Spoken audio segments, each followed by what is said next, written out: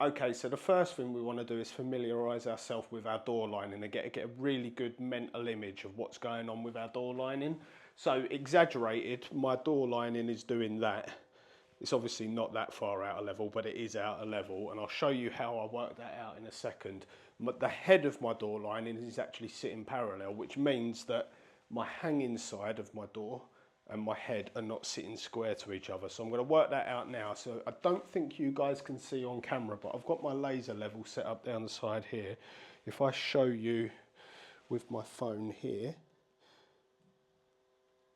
you can see that that door lining's quite a bit out. It's a good 10 to 12 mil out, which isn't going to do for what we want to do, because it's meaning because my head's level, it means that we're quite a bit out of square there. But what we're going to do now is actually check to see if these two jet legs on this lining are actually parallel to each other. Even though they're out of level, they should be parallel. So we've got 762 millimeters at the top, 763 there, 763 there, and 763 there. So it's pretty good. They're pretty parallel with each other. They're just on the wonk, which doesn't matter because we can just cut the head of our door to allow for that. So if you haven't got a laser level, you can just do that with a spirit level, and it doesn't hurt to actually just make sure that this hasn't got any bows or twists or dips in it. Okay, so next what we want to do, now we've established that our two legs are actually parallel and they are straight, which is good. If they're not, I'll show you how to get over that in a minute. What we want to do is see how badly out of square our head is. So we've already established that this head is sitting level, but these legs aren't, meaning that it is going to be out of square. So we want to know what way it's out of square. So we're going to take our roofing square, how many times you want to say square, and put that up there, and you can see we've got a nice decent gap over on this left hand side here. If I rock that on the square, you can see that rocking. So yeah, we've got a nice, I don't know, 5-6 mil gap there. I can get my finger in there. So what we're going to do is we're going to cut our door tight, and then we're going to address all of these issues. So I'll show you how to do that now. Okay, so what I'm going to do to get over this is I'm going to cut my door so it's tight, so it fits tight. So you can see down here I've got a nice oak threshold to work to. If you haven't got that, measure down to your carpet and then just allow maybe 5 mil. Don't push your tape measure right down into your carpet. So obviously we want to be able to get the door in, so we're going to measure this. So I've got tight there, I've got 1955 there, and I've got 1950 over this side. So we're going to cut our door to 1950, and then we can trim it all up after that. I might go 1948 just to make sure that it slots in. And in that width, we had 762, we're going to call it for argument's sake. We're going to take that smallest size because I'm only a mil out. If you are bigger than that, make allowances, so cut your door parallel. But because mine's only a mil out, it's not going to hurt. So we've got 762 mil, which is actually the size of our door. I like to leave 5 mil under that, especially because I've got a varnished door in there. So we'll go 5 mil under. That should give me a 2.5 mil gap either side. We probably will have to take another mil off of that, but we want to do this incrementally. We don't want to go taking like 6-7 mil off now and then having massive gaps around our door. So 762, so I'm going to cut that at 757 millimeters, and that's going to be the size, and that should allow us to drop our door in, and then we can work out all of our correct spacing after that. So let's do that.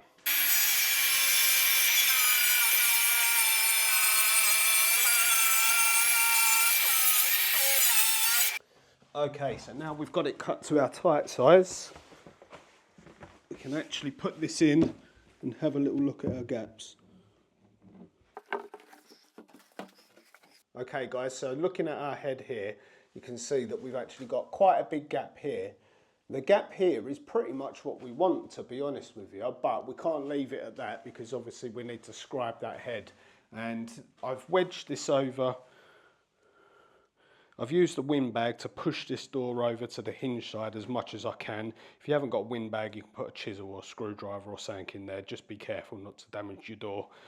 So we're good and tight along this opening here, so that's fine.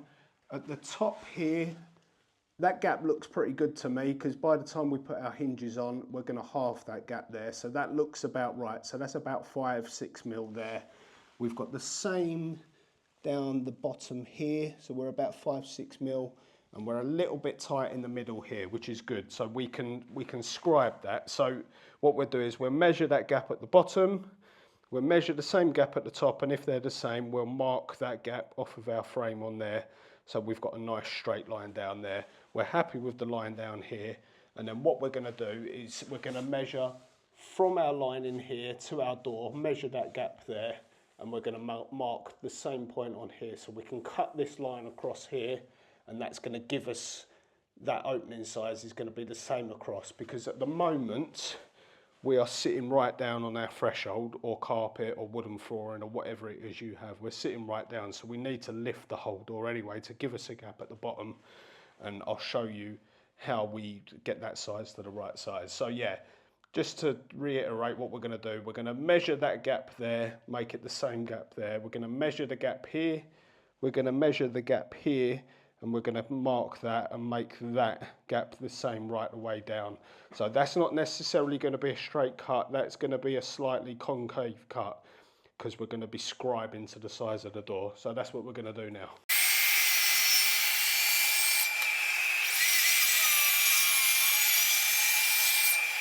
Okay guys, so now we've scribed our door, it should be fine. We might have some little minor alterations to do with the electric planer afterwards, but on a whole that door should be pretty good. It should go in now. What we need to do is work out our hinge positions. Now if you're in a new door lining, it doesn't matter. You can put your hinges wherever you want. I tend to go for 6 inches down from the top of the door and 9 inches up. That's the way I was taught. There's a lot of controversy over this. Some people go for 10 inches up and 7 inches down. It doesn't matter. It's personal preference, whatever you want to go for. You can put 3 hinges on if you want. I'm only going to use 2. I've got really good quality hinges, and I prefer the look of 2 hinges anyway when you need to. I mean, there are some instances like a heavy front door or something like that, I would use 3. But for an internal door like this, I personally think 2's enough. Some people might argue with me. But to do that, what we're going to do is I'm going to put a windbag underneath the door so we can move the door up and down. If you haven't got a windbag or something likewise, you can just put a little crowbar underneath it, chisel, little wooden wedge, anything you want. The only thing I will say with that is if you're going to bang a wooden wedge in, mind, because it might split your veneer off when you go to take it out. So just be careful. Honestly, these things are cheap as anything. You can get fake Amazon ones for, you know, 5-6 quid. Get yourself one of these. They'll really save the day. And then you need a spacer for the top. So 3mm is what I tend to go for. Some people go for 2. I think that's a bit tight. So I go for 3. This bar that I use here is actually 3mm. So I use this because obviously I fit hundreds, if not thousands of doors. So I've always got this. But if you haven't, yet again, cut yourself a little splinter of wood or plastic packer at 3mm, anything that will give you that 3mm gap, use that. So like I said, this at the top of the door, this at the bottom of the door, and we'll put the door in and then we can mark our hinge position. So let's do that.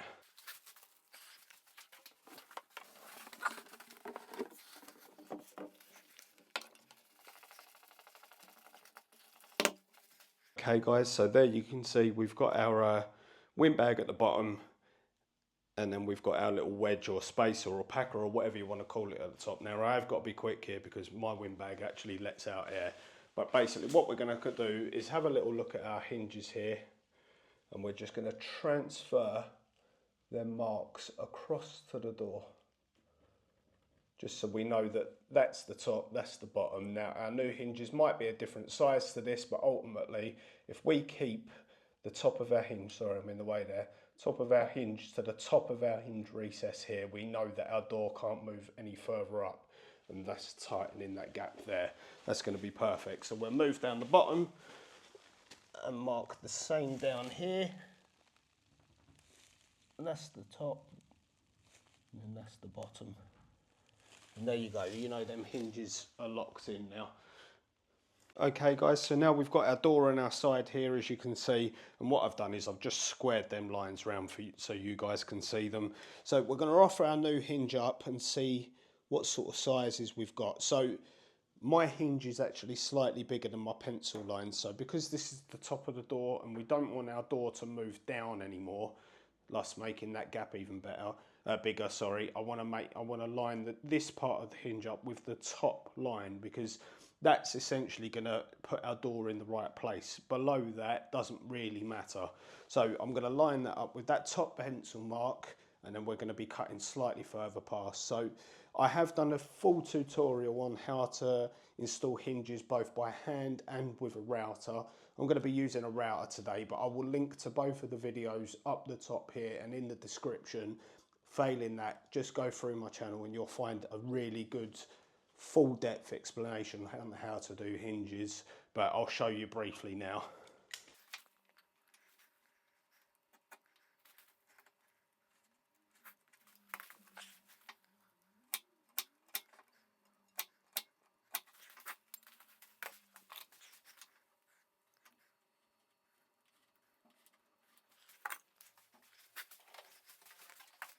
Okay, so I've scribed right the way around my hinge.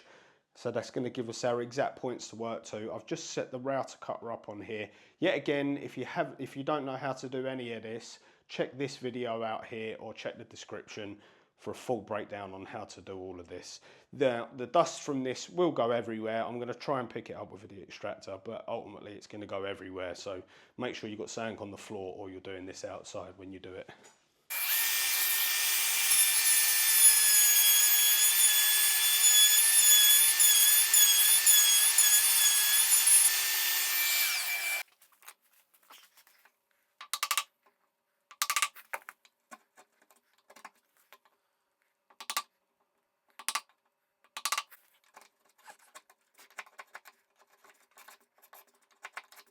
Okay guys, so now we should be able to just pop our hinge in, and that is what we should have. So your hinge should hold nicely without any screws, but you should just be able to pull it out with a slight amount of friction, and that means that you fitted your hinges properly. So right, I'm going to do this on this video because I get comments about this all the time, but when you're drilling out for your screws, you want to drill at the back of your screw there. Don't do it in the middle, because screwing at the back, what that's going to do is when you put your screw in, it's going to pull the hinge down and it's going to pull the hinge back, making this line tighter at the back here. That's the correct way to do it, and I've just noticed you guys are slightly out of shot there, but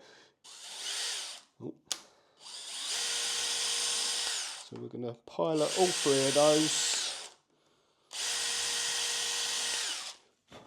So yeah, you can see there that my screw holes are towards the back of the hinge, so it pulls it down. You get a lot of people saying that it should be bang in the middle, but if you're slightly off the middle to the front, what it will do, it will pull your hinge forward like that, leaving a gap at the back, which is what you don't want. So let's get that screwed in.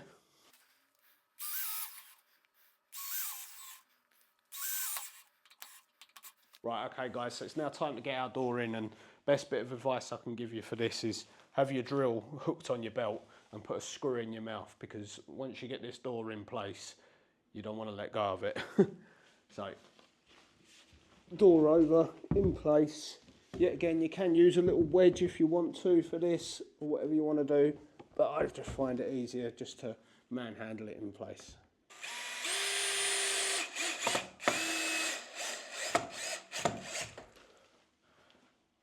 Okay, so I would say just do 2 screws for a minute, just in case you need to do any adjustments at all.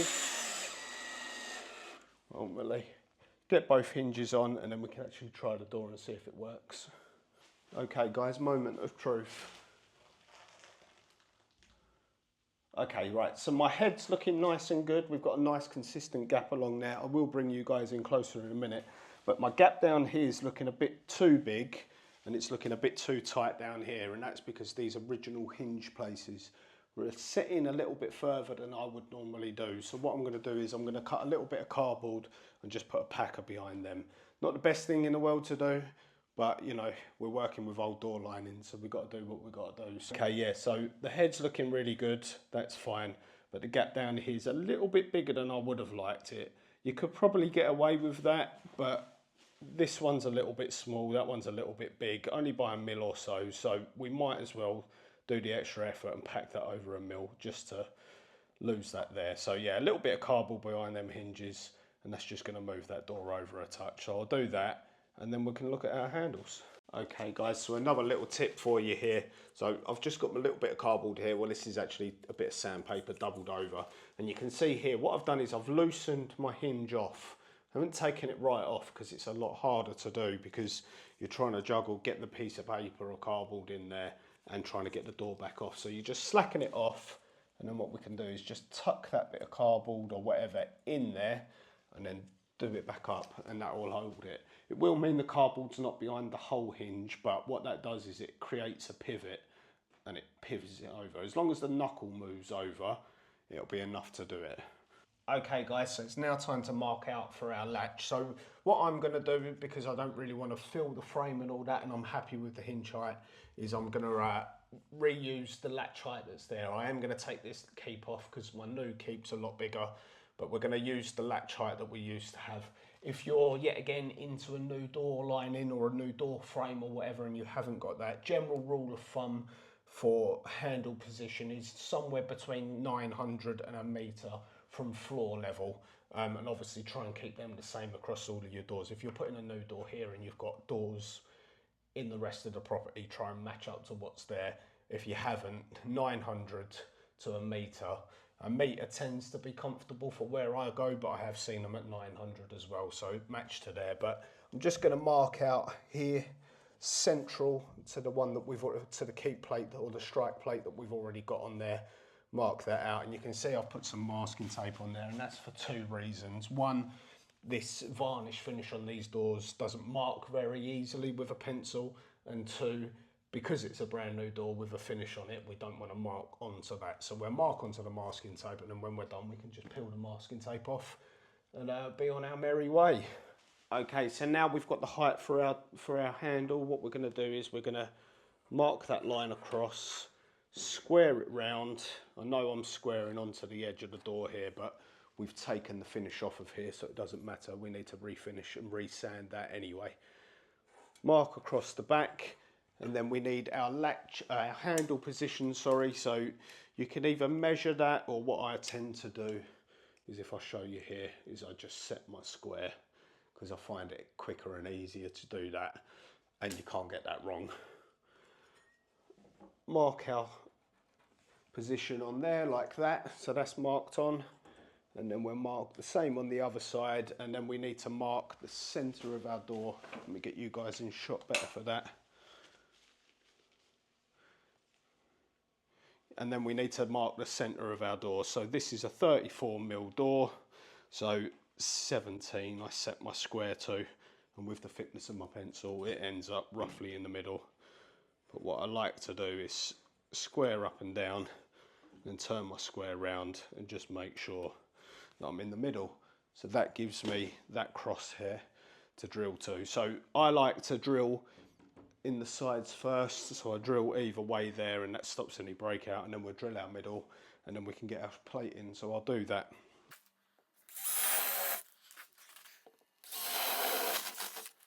Okay guys, so now we've got all our holes drilled, we can put our latch in. And what I want to do is I just want to mark out a little crosshair for where our screws go. I'm going to drill that out.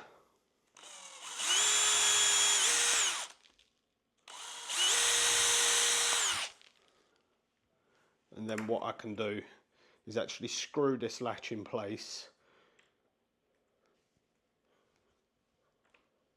And then I can mark around it with my knife, the same as we did with the hinges. So let's get that screwed in. And then yet again, with our really sharp knife, we're just going to trace around that latch just to sever the fibres. That should give us a really nice tight fitting latch. And then when we take our latch out,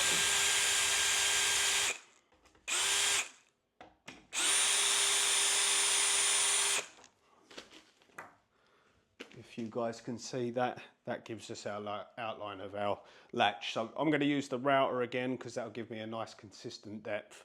But if you haven't got a router, you can just chisel this out.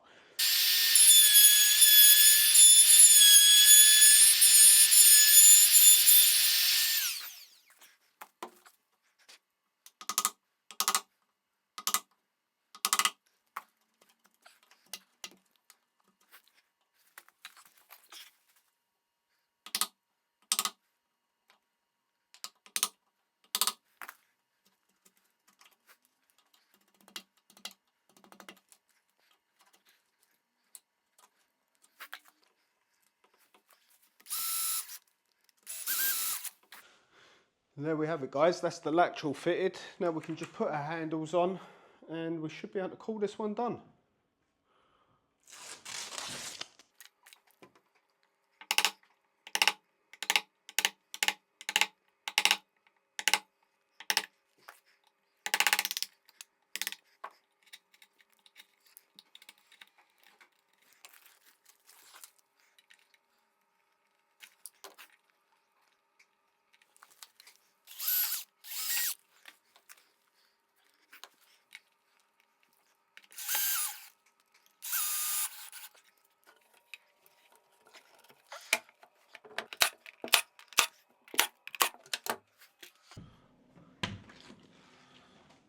And there we have it, guys.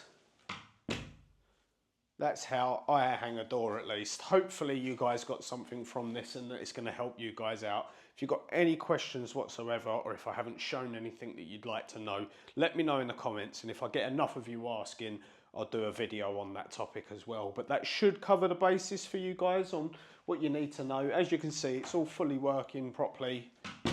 No rattles in there at all, which is what we like. We don't like rattly doors. We like a nice positive clunk click, I call it, on a door. But yeah, I'm going to leave it there, guys. Thanks for watching. If you've got anything at all from this video, hit that like button down there. Don't forget to leave comments. And while we're on the subject of comments, it would really help me out massively if you guys could just put the word roast dinner down in the comments for me. Really helps me out. Really helps me get noticed on YouTube, and that we're trying to push the channel as far as we can. Hit that subscribe button if you want to see more of this kind of content. I've got loads to come.